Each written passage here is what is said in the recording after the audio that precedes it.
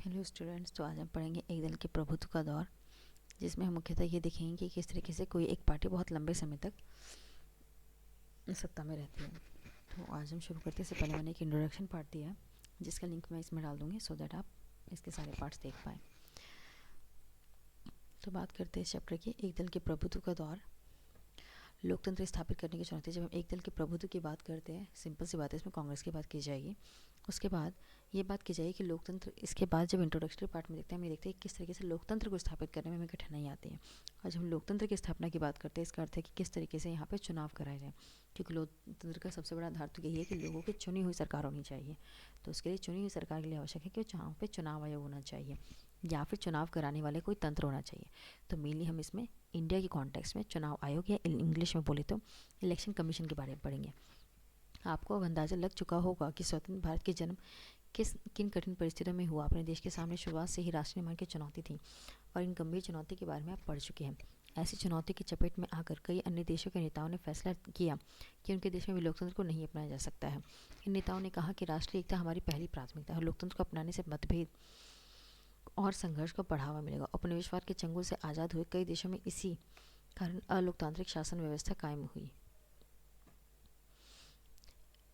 इन अलोकतांत्रिक शासन व्यवस्था के रूप में के कई रूप थे। कहीं पर थोड़ा बहुत लोकतंत्र रहा, लेकिन प्रभावी नियंत्रण किसी एक नेता के हाथ में था। तो कहीं पर एक दल, देखो इसमें देखा जाए तो ये कहा जा रहा है कि देखो, बहुत सारे देशों में ऐसा कहा गया कि हम जो अभी लोकतंत्र को नहीं स्थापित करेंगे, जैसे ही अगर उनकी इंडिपेंडेंस मिलती है, स्वतंत्रता मिलती है, उसके तुरंत बाद जो हम लोकतंत्र को स्थापित नहीं करेंगे, क्योंकि ऐसे इससे हमें ऐसा लगता है कि यहाँ पे जो एकता है उसको हनन होगा।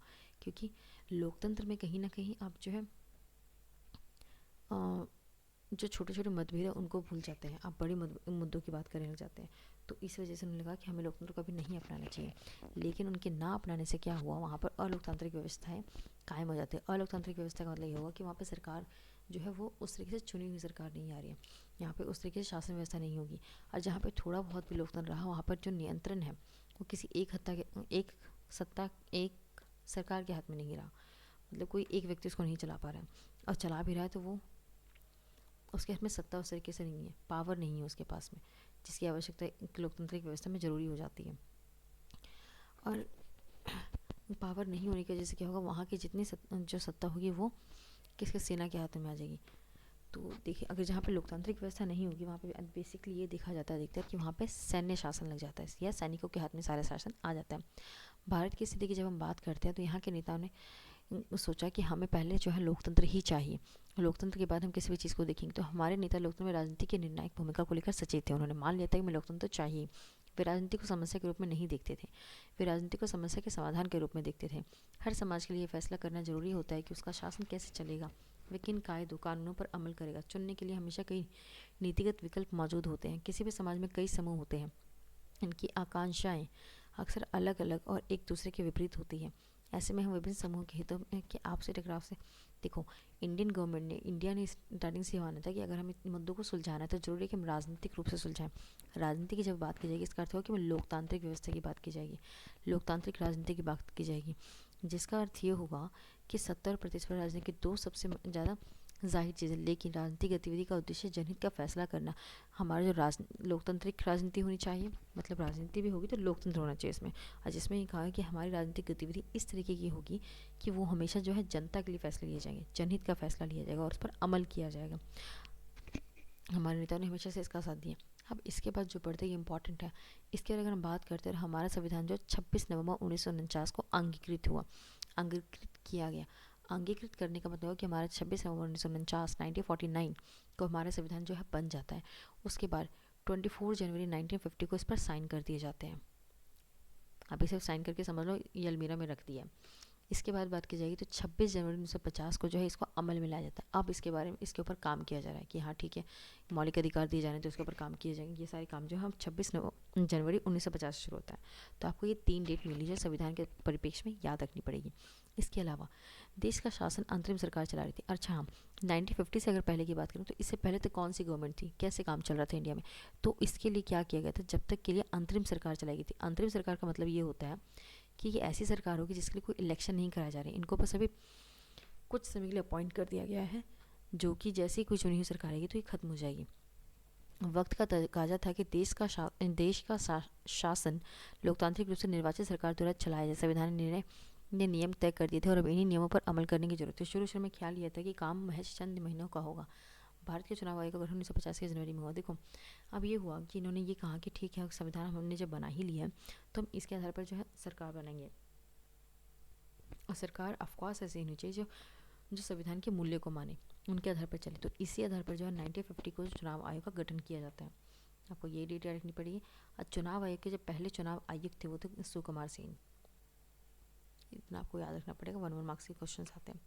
उम्मीद की जा रही थी कि देश का पहला आम चुनाव 1950 में ही किसी वक्त हो जाएगा। बहरहाल चुनाव आयोग ने पाया कि भारत के आकार को देखते हुए एक स्वतंत्र और निष्पक्ष आम चुनाव कराना कोई आसान मामला नहीं है। देखो तुरंत ही चुनाव आयोग को समझ में आया कि शायद हमारे लिए इतना ईजी टास्क नहीं है जितना हम इसे समझ रहे थे इंडिया में इलेक्शन कराना, क्योंकि यहाँ का एरिया बहुत बड़ा है और यहाँ पर हमें निष्पक्ष चुनाव कराने हैं।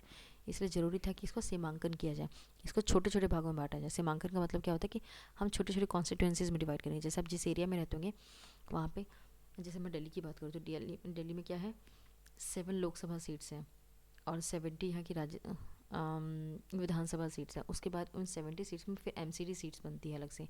फिर उसके अंदर छोटे छोटे सेक्शंस में डिवाइड किया जाता है कि यहाँ पे इलेक्शंस कराए जाएंगे, इस आधार पर होता है। मतदाता इसके लिए क्या किया गया, सीमांकन के लिए क्या किया गया, मतदाता सूची तैयार की गई। मतदाता सूची यानी मताधिकार प्राप्त वयस्क व्यक्तियों की सूची बनाना भी आवश्यक था। इन दोनों कामों में बहुत टाइम लग गया। देखो एक तो सीमांकन किया गया सभी क्षेत्रों का, दूसरा क्या किया गया, मतदाता सूची तैयार की गई। मतदाता सूची का अर्थ ये होगा जिस को वोट देना है उनकी एक लिस्ट निकाली जाएगी। यही था आपका मतदाता सूची। मतदाता सूची का जब पहला प्रारूप प्रकाशित हुआ तो पता चला कि इसमें 40 लाख महिलाओं के नाम दर्ज होने से रह गए। इन महिलाओं को अल्लाह की बेटी फलां की बेटी के रूप में दर्ज किया गया था। चुनाव आयोग ने ऐसी प्रविष्टि को मानने से इनकार कर दिया। आयोग ने फैसला किया कि संभव हो तो इसका पुनरावलोकन किया जाए और जरूरी लगे तो ऐसी प्रविष्टि को हटाया जाए। यह अपने आप में हिमालय की चढ़ाई जैसा था।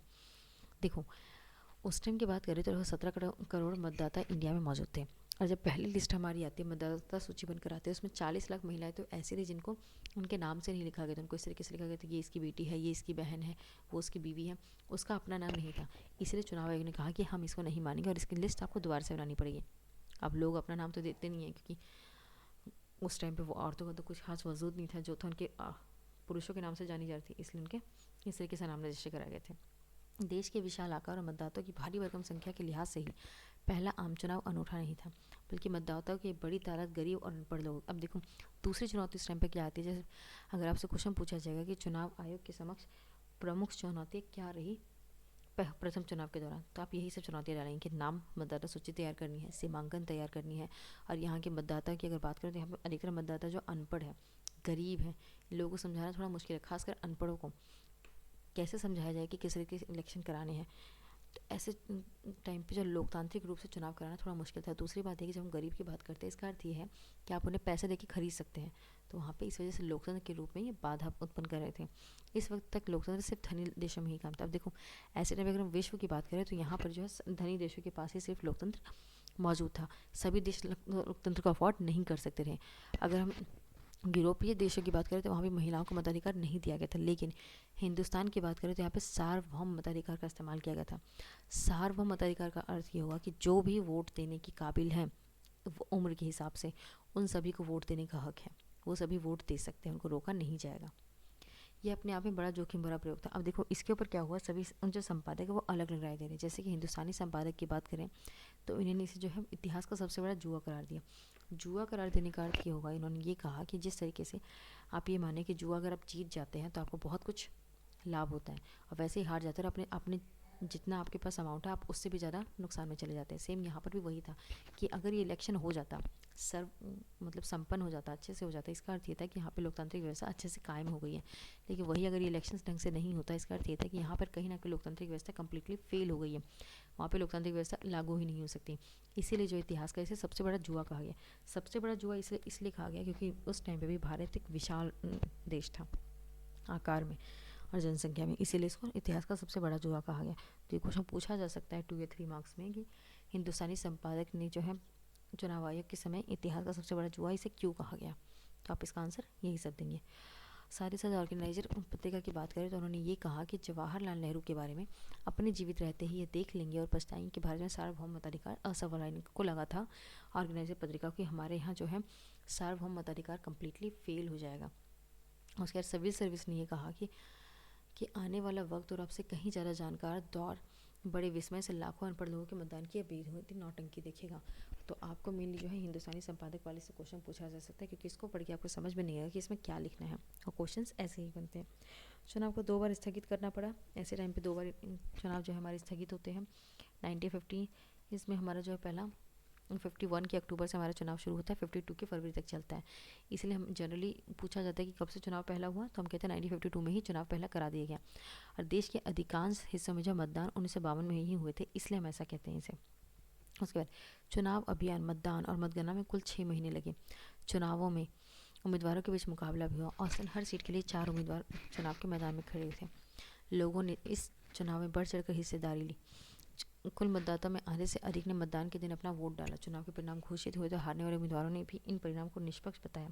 देखो, पहला चुनाव इतना सफल रहा था कि सभी जो इवन जो हारने वाली पार्टी थी उन्होंने भी कहा कि नहीं नहीं, चुनाव तो बहुत अच्छे से कराया गया और इसमें कोई भी जो है हेरा फेरी नहीं हुई। मतलब बहुत ही क्या बोलते हैं, ट्रांसपेरेंसी रखी, पारदर्शिता रखी गई थी पहले चुनाव में। तो इसकी वही तारीफ की जा रही कि पहला चुनाव हमारा बहुत सफल रहा। सभी आलोचकों के संदेहों पर पानी फेर दिया और सवाल चुनाव के परिणाम घोषित हुए तो हारने वाले उम्मीदवारों ने भी इन परिणामों को निष्पक्ष बताया। सार्वभौमाधिकार के इस प्रयोग ने आलोचकों का मुंह बंद कर दिया। टाइम्स ऑफ इंडिया ने माना कि इन चुनावों ने उन सभी आलोचकों के संदेहों पर पानी फेर दिया जो सार्वभौमाधिकार की शुरुआत को।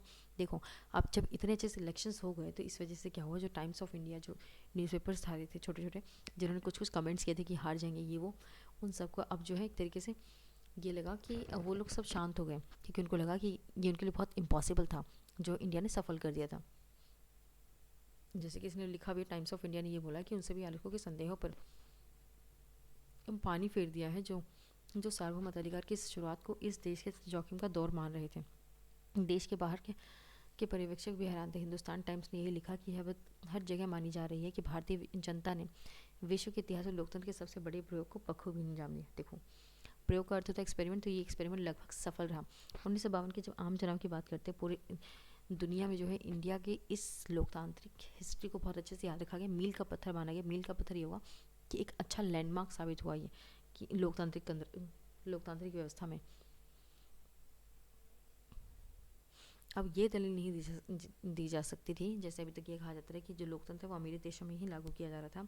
तो अब इसके आधार पर ये कहा गया कि ऐसा नहीं है। अब जैसे कि इंडिया का एग्जाम्पल है, तो ये देखा गया कि लोकतांत्रिक चुनाव जो है गरीबी अथवा अशिक्षा के माहौल में भी कराए जा सकते हैं। अब इसमें लिखा नहीं कराया जा सकते, इसका अर्थ हुआ कि उन्होंने इस बात को गलत साबित कर दिया इंडियन कॉन्टेक्स्ट ने। पहले 3 चुनाव की अगर हम बात करते हैं तो इसमें ऑफकोर्स कांग्रेस का प्रभुत्व रहता है, वही जीती है। तो पहले आम चुनावों के नतीजे से शायद ही किसी को अचंभा हुआ। आशा यही थी कि भारतीय राष्ट्रीय कांग्रेस इस चुनाव में जीत जाएगी। भारतीय राष्ट्रीय कांग्रेस का लोक प्रचलित नाम कांग्रेस पार्टी था और इस पार्टी को स्वतंत्रता संग्राम की विरासत हासिल थी। तब के दिनों में यही एकमात्र पार्टी थी जिसका संगठन पूरे देश में था। फिर इस पार्टी में खुद जवाहरलाल नेहरू ने थे, जो भारतीय राजनीति के सबसे करिश्माई और लोकप्रिय नेता थे। देखो, पहले आम चुनाव में क्या होता है कि कांग्रेस जीत जाती है। कांग्रेस जीतने का अगर फर्स्ट इलेक्शन में जीत रहे तो कोई बड़ी बात नहीं, क्योंकि कांग्रेस ये अंडरस्टूड था कि वो उस टाइम पे सबसे पॉपुलर पार्टी में से एक थी, लोक प्रचलित पार्टी थी। दूसरी बात यह है कि इसमें थे जवाहरलाल नेहरू। जवाहरलाल नेहरू उस टाइम में करिश्माई नेता थे और सबसे लोकप्रिय नेता थे, सबके फेवरेट नेता थे। करिश्माई नेता की जब बात की जाती है, इसका अर्थ यह है कि उनकी एक ऐसी पर्सनैलिटी होती है कि लोग उनकी पर्सनैलिटी को पसंद करते हैं। तो ये हो गया करिश्माई नेता। इस वजह से जो है इनका फर्स्ट इलेक्शन तो ये अच्छे से जीतते हैं। नेहरू ने कांग्रेस पार्टी के चुनाव अभियान की अगुवाई की और पूरे देश का दौरा किया। जब चुनाव परिणाम घोषित हुए तो कांग्रेस पार्टी को भारी भरकम जीत से बहुतों को आश्चर्य हुआ। इस परिणाम घोषित हुए तो इसमें कुछ खास नहीं है, तो मैं आगे बढ़ती हूँ। लोकसभा के चुनाव के साथ साथ विधानसभा के जब चुनाव की बात कराई जाती है, जो कि साथ साथ ही होते हैं लगभग, इनमें ज़्यादा टाइम नहीं मिलता है, तो कांग्रेस पार्टी को विधानसभा के सभी चुनाव में बड़ी जीत हासिल होती है। लोकसभा में भी जीतती है कांग्रेस और विधानसभा में भी जीतती है। विधानसभा की जब बात की जाती है तो त्रावणकोर हो गया, कोचीन हो गया, मद्रास, उड़ीसा, इन राज्यों को छोड़ के बाकी सभी जगह फिर जो है कांग्रेस को मैक्सिमम सीट्स मिलती है और वही अपनी सरकार बनाती है। इस तरह से हम कह सकते हैं कि राष्ट्रीय और प्रांतीय स्तर पर जो है देश में कांग्रेस पार्टी का शासन कायम हुआ। उम्मीद के मुताबिक जवाहरलाल नेहरू जो है भारत के प्रथम प्रधानमंत्री बनते हैं, इलेक्शन के बाद भी और इलेक्शन से पहले भी। तो कह सकते हैं इंडिया के फर्स्ट प्राइम मिनिस्टर जो है वो जवाहरलाल नेहरू है। 1 मार्क्स में से पूछा जा सकता है। दूसरा आम चुनाव की जब बात करते हैं 1957 और तीसरा जब 1962 की बात करते हैं, इन चुनावों में भी कांग्रेस ने लोकसभा में अपनी पुरानी स्थिति बरकरार रखी। मतलब यहाँ पे वो 3/4 सीटें यानी कि वो बहुमत से जीतती है कांग्रेस। इसके अलावा इसमें इससे ज़्यादा याद करने की कोई ज़रूरत नहीं है। ये याद रखना कि पहले आम चुनाव की जब बात की जाती है तो इसमें जो केरल जो है विजयी नहीं होती है, केरल में हो रह जाती है उसकी सीट्स। 1957 में केरल में भारतीय कम्युनिस्ट पार्टी के में एक गठबंधन सरकार बनी।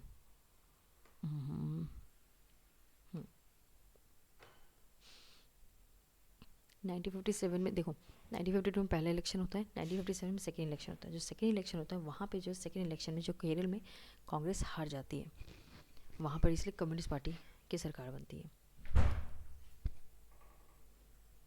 उसके बाद बात की जाएगी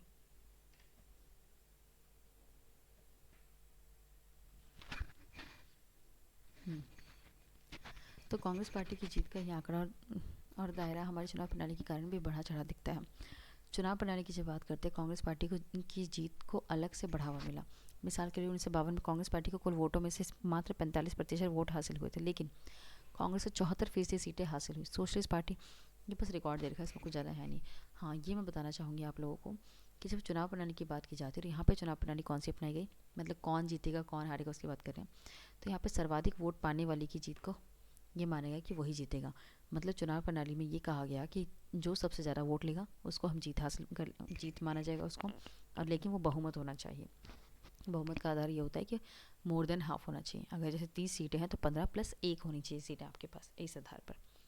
ऐसे में अगर कोई पार्टी बाकी की अपेक्षा छोड़े थोड़े ज़्यादा वोट हासिल करती है तो दूसरी पार्टी को प्राप्त वोटों के अनुपात के तुलना में से कहीं ज़्यादा सीटें हासिल होती है। यही चीज़ कांग्रेस पार्टी के पक्ष में साबित हुई। अगर हम सभी गैर कांग्रेसी उम्मीदवारों के वोट जोड़ दे तो वह कांग्रेस पार्टी को हासिल कुल वोटों से कहीं ज़्यादा होंगे। इसमें कुछ भी खास नहीं, इसलिए मैं स्किप कर रही हूँ इसमें से। इनमें से 1 मार्क्स क्या आ सकते हैं, इन पार्टीज़ के बारे में थोड़ा बहुत याद करना आपके लिए बेटर रहेगा।